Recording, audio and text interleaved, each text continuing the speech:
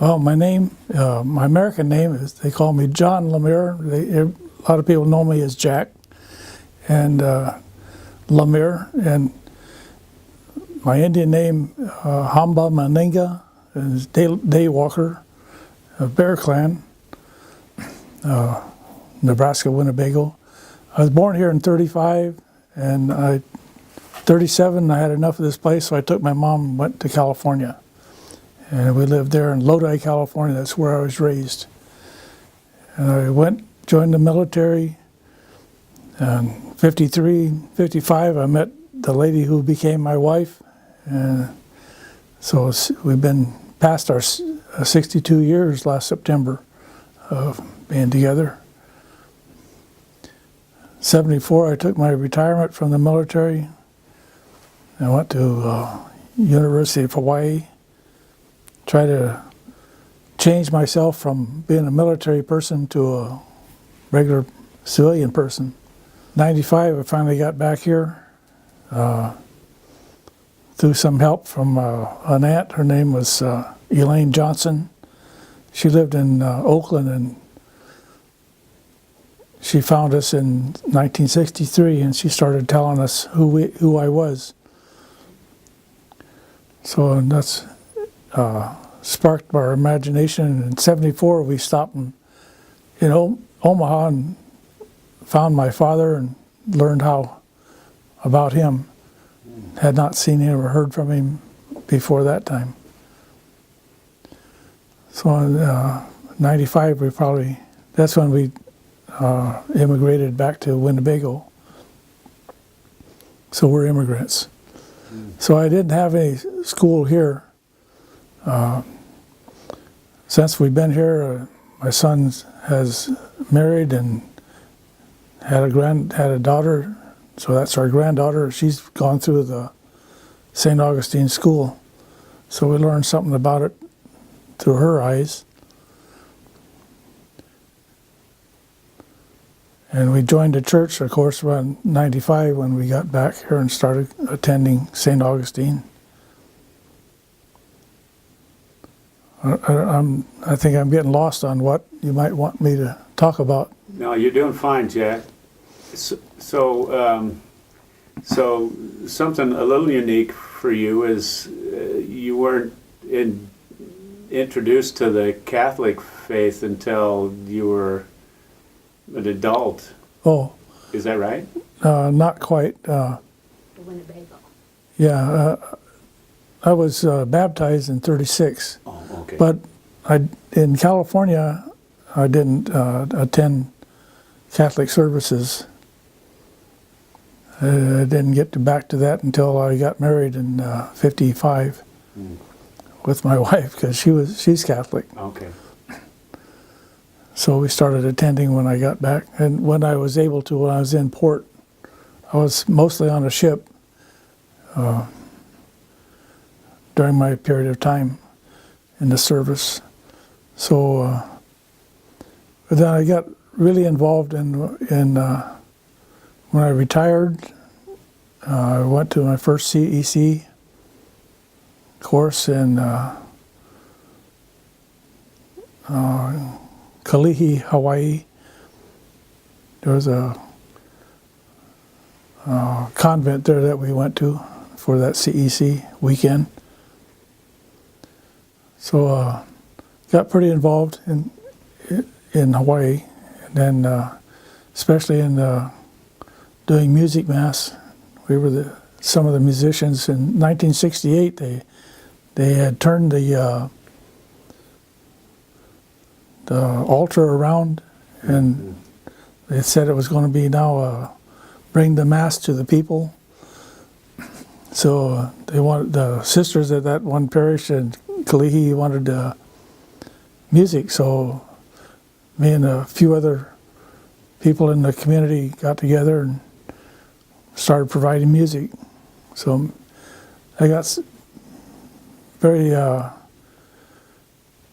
interested in that, and my son, my second number two son, he's still a musician in the church. He's a music liturgist. His name is Jerry. He currently lives in Hempstead, Texas, and he's the musician for St. Catherine Drexel Parish there. So we've been kind of active in the church in that way. And in here we became involved in Kateri circle. And went to a few, but I don't remember what they call them anyway, meetings around the nation in different places to get before she became a saint. From my studies of what's gone on in the church and the culture, I learned that from oral history and then what the writings I've gotten from Tim David Smith, one of my cousins, who did a research on the history of the Native American culture, the Winnebago people, and then met one of my uncles. His name was Willard. He lived in Green Bay, and we went to visit him, and he took us to the place where he said Father Nicolay met the first Winnebago people there. And so I think that was in around 1600 or something like that.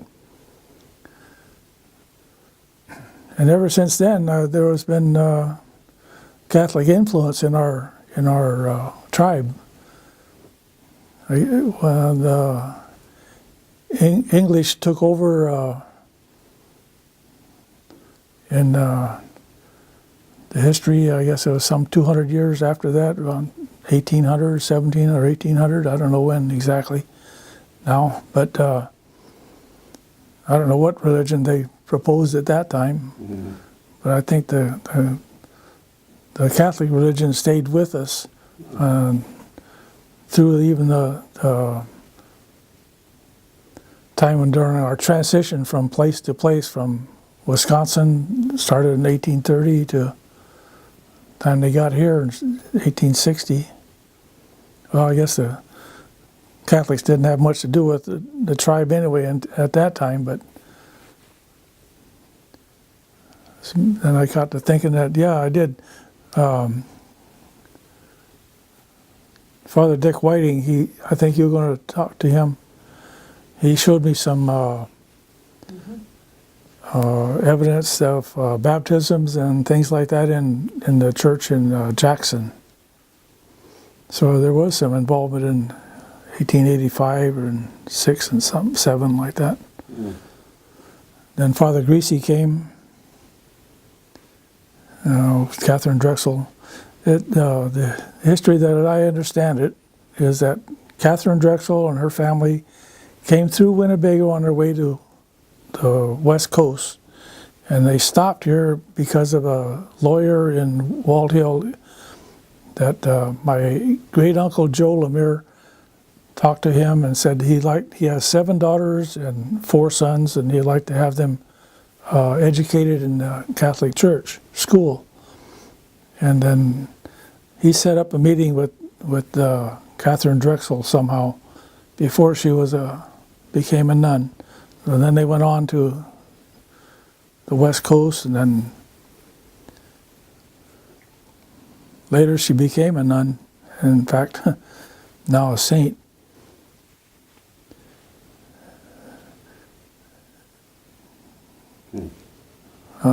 Now I'm lost. Yeah, Don't know what to talk about. That's fascinating. That the connection, the historical connection with the Winnebago and the Catholic Church. That's interesting. One other possible. We bought a house in Winnebago, and a couple days later, my Aunt Elma, she was the village clerk. She organized a party in our yard, our house. 110 LaMeres came in that yard. And she told us at that time that that house that I bought had been my great Uncle Joe's place. He built that place.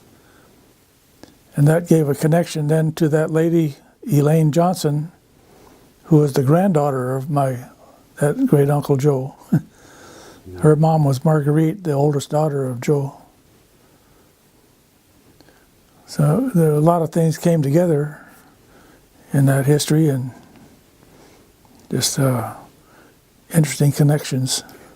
Well, you. I mean, at one time, I mean, you came looking for your Yes. heritage, Well, that's true. right? Right. I mean, you weren't connected to the tribal. I mean, you didn't have that tribal connection, and you came Well, looking for it. Knowledge of it. Yeah, I didn't have the knowledge of the Yeah. tribal connection. Yeah. And then I found a lot of it. Huh. What is your insight from your granddaughter? Yes. That is she still in school? She's in the 7th grade in public school now, because she left here. Well, the attraction over there was they created an academy, so she can take courses beyond her grade level. Advance. I don't know exactly what grade level she's in now. I think it's kind of hard to determine that in that situation.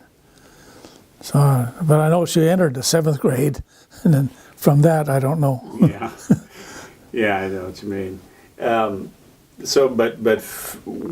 What have you learned from her experience with the school? What was her experience with the school? She enjoyed her time here in St. Augustine, and she created a lot of friends. And some of those friends went with her to the public school. And well, I don't know what to talk about now. How has becoming reconnected and knowledgeable with your Winnebago roots, what does that mean to you?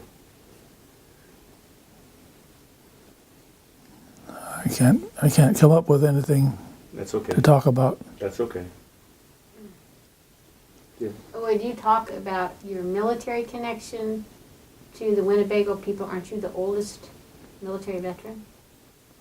Pretty much. Yeah, and how they, the flags at the powwow and the honor, the talk about the way that the native people honor Winnebago.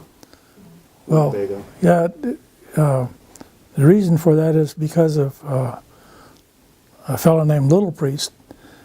He was our last war chief.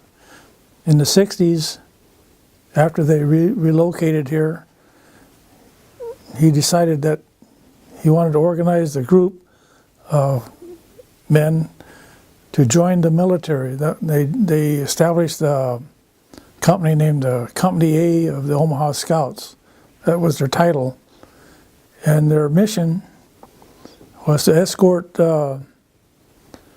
wagon trains out to somewhere in Montana, and then also to the Oregon Trail north to Powder River someplace. There's a fort there. That they would escort these wagon trains to those places, and then another group, I guess, would take over and escort them the rest of the way to the coast. And while they were doing that, nobody seemed to bother them until this one time that they were on the Powder River route, and another group, a tribal group, attacked them, and then the Chief Little Priest, they killed the chief of that group, but he was wounded several times. And when they brought him back, he died here. Before he died, he said, would you educate my people? And then they decided to have a homecoming celebration for him every year since that time. So this is the oldest Veterans Memorial every last week of July. And it's been continuous since that time. And then to honor him and to all the other veterans that have passed on, we hoisted their funeral flag in the arena.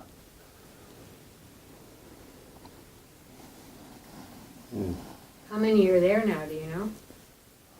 Well, we're striving for 80 positions, but there are more flags than that because we can't put them all up at one time. So we have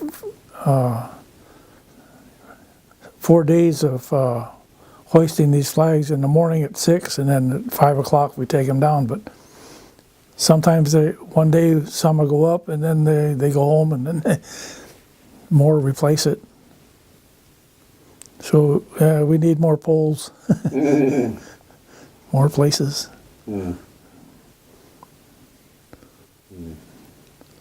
think a question? Buffalo, can you tell about your buffalo that are here?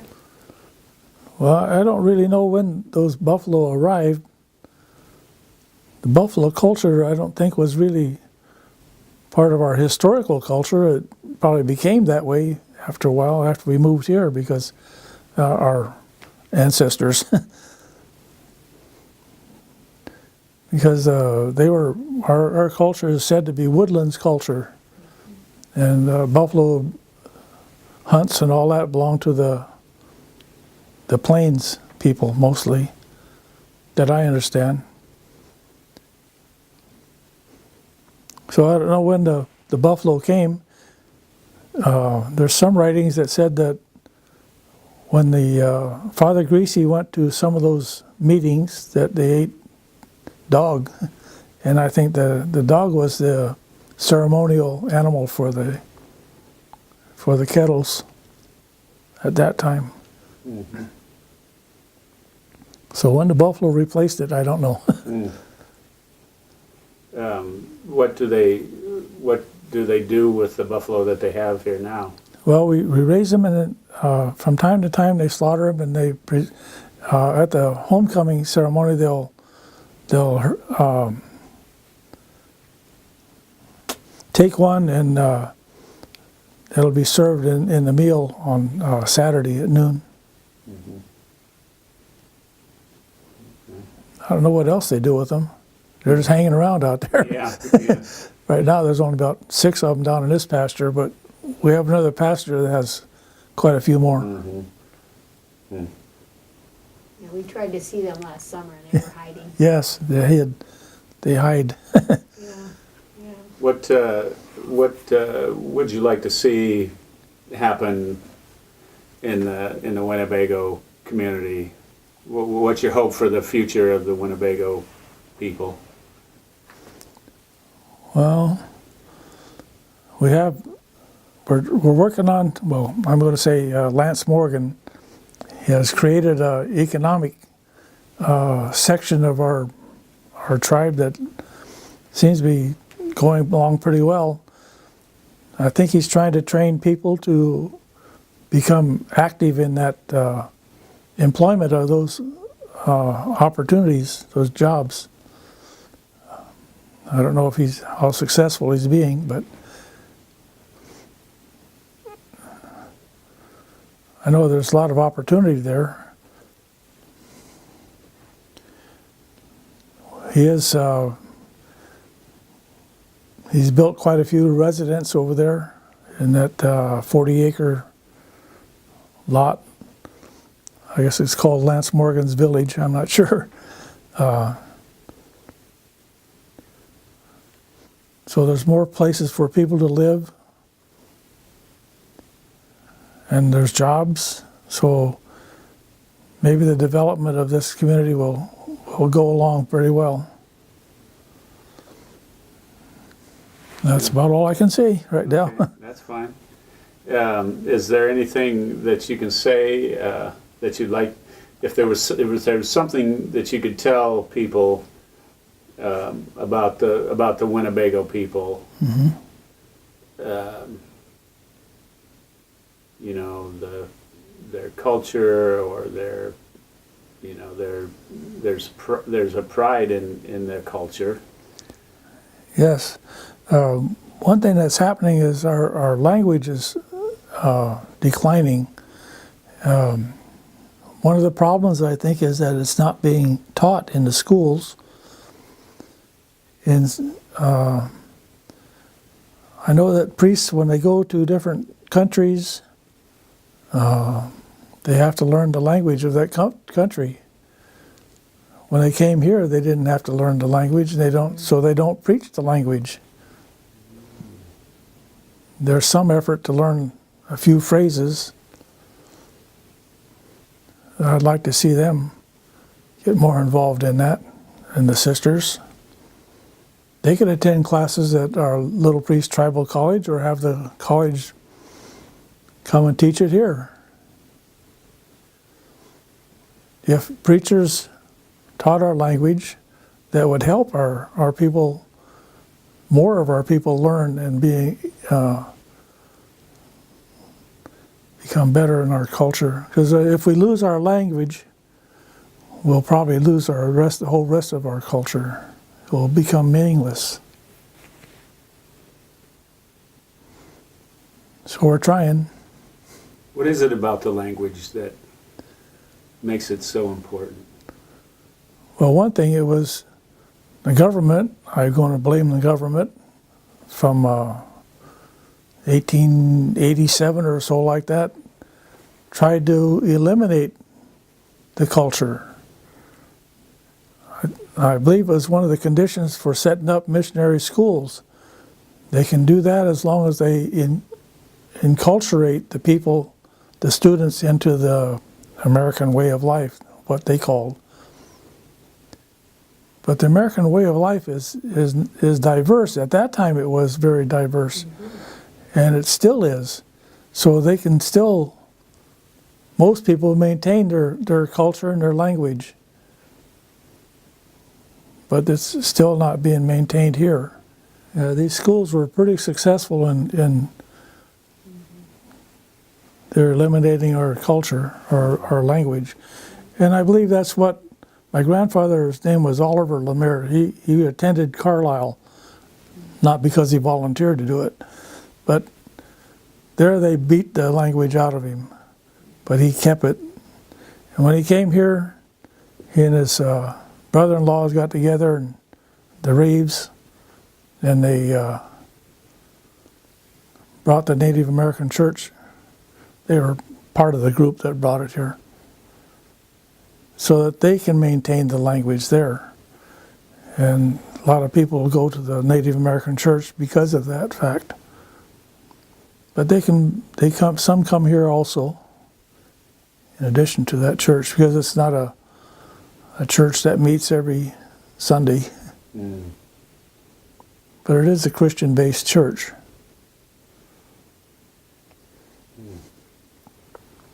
It's got to be